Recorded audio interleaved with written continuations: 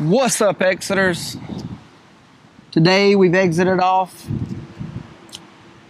in this windy little town. It's freezing. As you can tell behind us, we are in a cemetery, but we're here just outside Montpelier, Vermont, and the wind is kicking it. You want an accurate weather report? Let's go! And windy.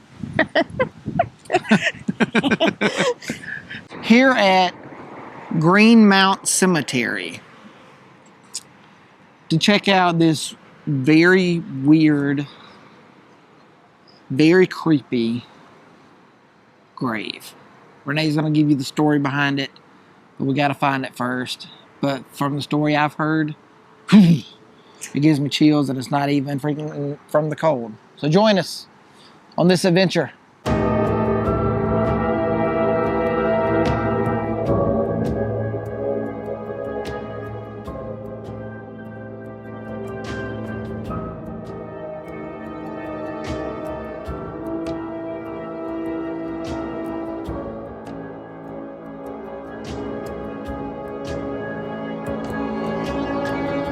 All right, so when you're coming up into this lovely cemetery, right back here, they have this nice little castle-looking thing. Let's see if I can get a zoomed-in shot of it. Right there, you can see it. You actually turn in, you actually drive through that to come into the cemetery. That's pretty cool. I've never seen anything like, you know, normally you just turn into a road or you go through a little gate. But it's like you're driving through like a little castle thing. Pretty cool. All right, so really for this tale and what you're about to see, atmosphere is pretty fitting. It's chilly. It's an overcast, gray sky. I mean, I heard some crows in the background a few minutes ago. It's a real ominous feel to the cemetery. So, in the late 1800s, there was a lady that had around about $300,000. This lady didn't have any children of her own, and her plans were to leave her fortune to this particular town. Montpelier. Yeah, I didn't want to attempt Montpelier. it. I didn't want to attempt it because I know it would butcher it. Montpelier. So all of her money was supposed to go to them. Well, her nephew, John Hubert, decided otherwise. This real stingy guy. He wanted to earn money the easy way versus the honest way.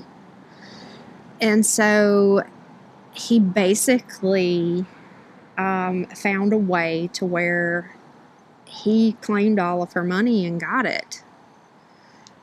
Something to do with like the notarization of stuff. But anyway, the town got super pissed off about it and immediately like tried to take legal actions against him. Well, they ended up coming back and saying, hey, we'll settle with you. We just want you to build this library for us. And so he was like, yeah, okay, whatever. So he paid $30,000 for this library to get built. But he was like, you got to name the library after me, which they did. Anyway, it was kind of like karma come back on this guy. And a couple of years later, he died of liver failure. So, of course, you know, here in Vermont, they're really big on like statues and everything. So, of course, this guy would be no different. He wanted a statue over his grave. So he did. He got one, and it is extremely creepy statue that is modeled after the Greek god Thanos. Not to be confused with Marvel's Thanos. This guy has a T in it. So it's a lady kind of wrapped in a shroud, draped over her head and across her chest, which we will turn the camera for you to see in just a minute. And we're going to start walking toward her. And I'm going to tell you the legend of this particular statue. Okay, tell it to us. All right, so basically they say that if you sit on the lap of this lady, which her name, she is called Black Agnes or Black Aggie, that you will die within 7 days and you will take 7 friends with you. Poor friends. That's all I gotta say. They didn't know it was coming. But it was coming. So basically, there is a legend. Decades ago, there were 3 teenagers that came out here and wanted to test Black Agnes's powers. They took turns sitting on the statue's lap, and when nothing happened, under a full moon. Yeah, under the full moon. When nothing happened, they were all up laughing and whatnot, like, oh, nothing's happening. We got the best of it, you know, it can't get us.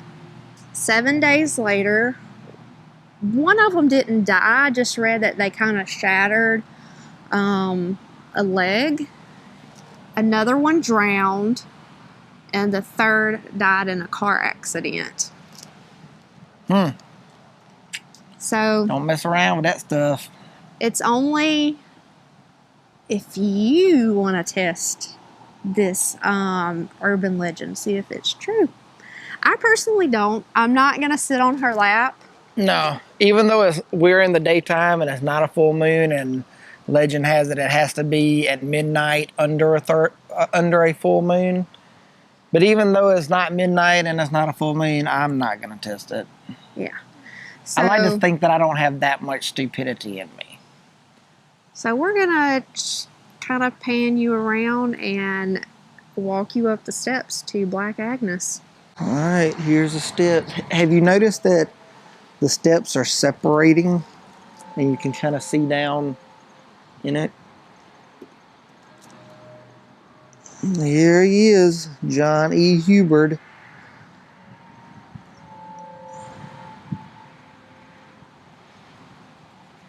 And there she is, Black Agnes, or Black Aggie. You can see it's got a wall on this side.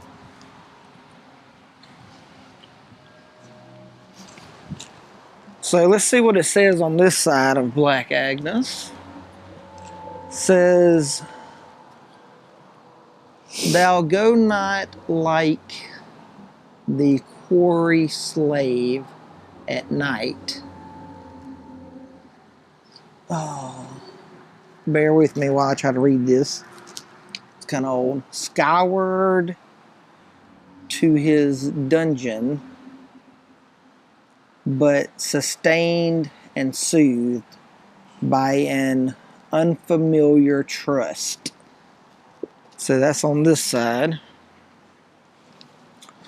Then we go on the other side of Black Agnes, and it says, "Approach thy grave like one who wraps the drapery of his couch about him and lies down to pleasant dreams."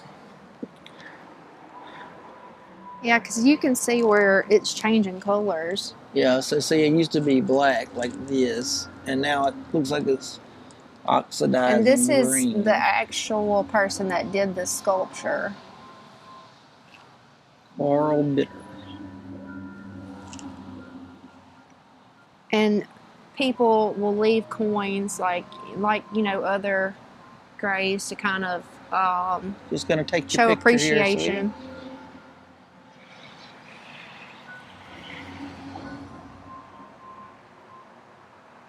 I'm not gonna lie, like this one creeps me out. somebody left coins up there too.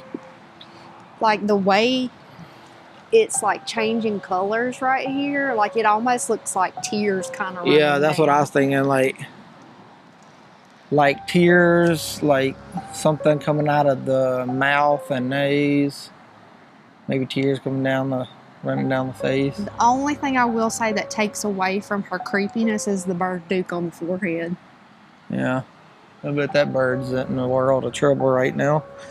That bird got hit by a car right You'd think after. somebody would, like, clean it off or something. But... So there she is. Black Agnes, Black Aggie, as they call her. Sitting atop John E. Hubert's tomb. And she's sitting on his head. She is definitely hauntingly beautiful. Yeah. I wonder what's, I guess just the weather turning it green from the black. Because normally you see that, like, you know, copper that oxidizes, like the Statue of Liberty was once copper colored and salt water turned it green. So I go, excuse me, I guess it's just the natural weather, I guess. Maybe the snow and the cold or something.